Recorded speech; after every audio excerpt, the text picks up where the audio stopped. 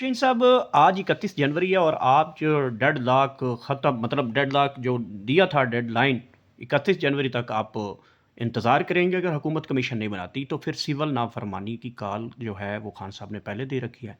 आज 31 जनवरी है और रात को शहबाज शरीफ ने कहा है कि हम बड़ा दरवाज़ा आपके लिए खोल रहे हैं, आएँ बैठें बात करें।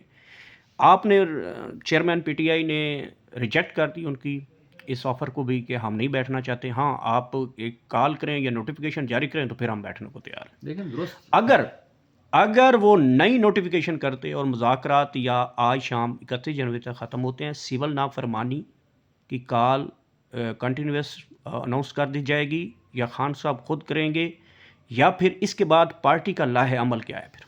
देखें, खान साहब ने आज से एक हफ़्ता कबल ये मुज़ाकरात ख़त्म कर दिए थे, लिहाजा 31 जनवरी की भी डेडलाइन ख़त्म हो गई।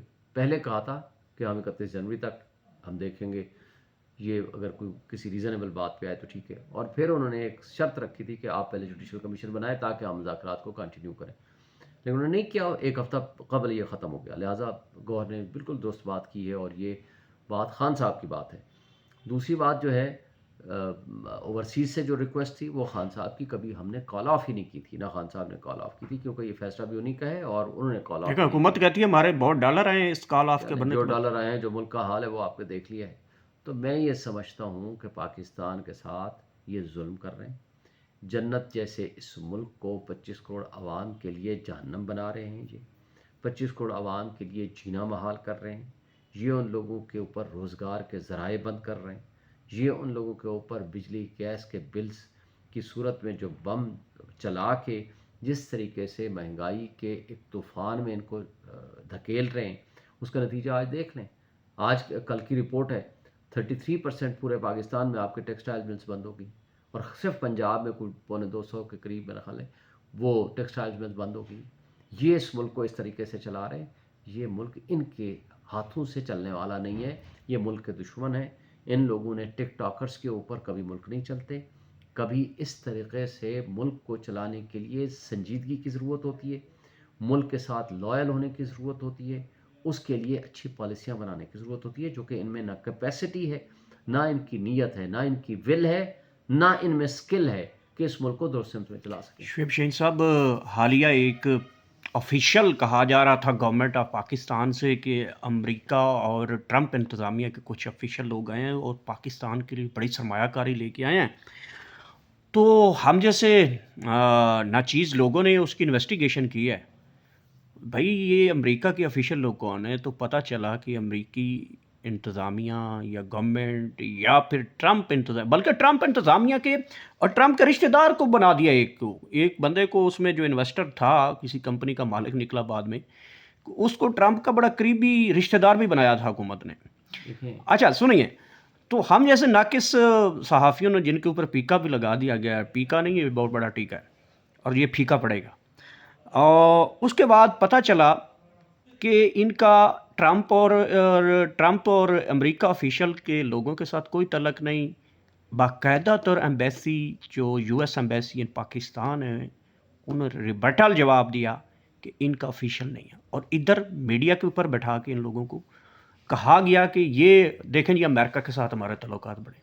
जी मैंने देखा है। देखें, मोहसिन नकवी साहब जाते हैं, अभी दौरा उनका कंप्लीट ही नहीं होता यूएस में, फरी इमरान खान के ट्वीट्स आ रहे हैं और फौरी तौर पे ट्रंप ने जो है वो 5 मेजर जो डोनेट्स आ रही थी, इमदादें आ रही थी, वो बंद हो गई।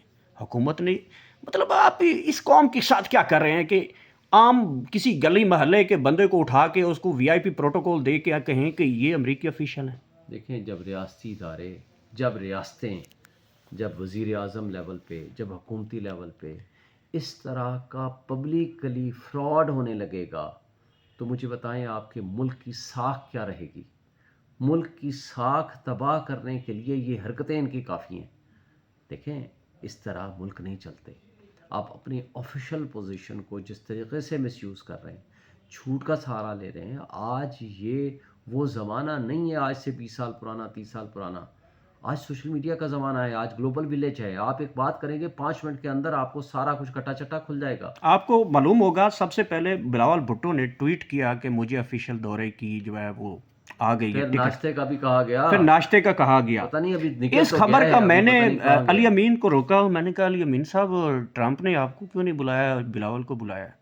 انہوں نے کہا ذرا بتائیں نا، وائٹ ہاؤس ذرا بتا دے کہ کیا ان کو اسپیشل انویٹیشن آیا ہے. وہ یہ یہ اس طرح کے فراڈ کر کے کیا مطلب آپ گڈ ول حاصل کر سکیں گے؟ جس طرح کے فراڈیے اور مافیا یہ والے لوگ بن چکے ہیں، تو فراڈ اور مافیا والے انہوں نے ساری زندگی فراڈ کیے ہیں اور فراڈ ہی کرتے چلے جا رہے ہیں. خواہ وہ آپ کا مال کھا کے لے جائیں، خواہ وہ لوٹ کے ملک سے باہر پیسہ لے جائیں، یا کوئی اور حرکت اس طرح کی گفتگو کے ذریعے اپنی حرکتوں کے ذریعے ثابت کریں، تو لوگ تو ان کو پہچان چکے ہیں. یہی وجہ ہے ان کے اوپر کوئی ٹرسٹ نہیں کرتا، یہی وجہ ہے کہ آپ کے مین اسٹریم میڈیا کے اوپر کوئی ٹرسٹ نہیں کرتا، کیونکہ یہ جھوٹی خبریں پھیلاتے ہیں، جھوٹ چلاتے ہیں. اسٹیبلشمنٹ جو ان کو دے دیتی ہے ایک لائن، اس کے اوپر سارا دن یہ پروگرام کرتے ہیں، مداریوں کی طرح یہ حرکتیں کرتے ہیں. یہی وجہ ہے کہ آج مسٹرسٹ ہو گیا ہے اس طرح کی کرپٹ پولیٹیکل پارٹیز کے اوپر اور اس طرح کے میڈیا کے اوپر. اچھا شعیب شین صاحب، آپ کی پارٹی کے ایک اہم بندے ہیں، بلکہ پارٹی میں انہوں نے آپ کے ساتھ الحاق کیا ہے،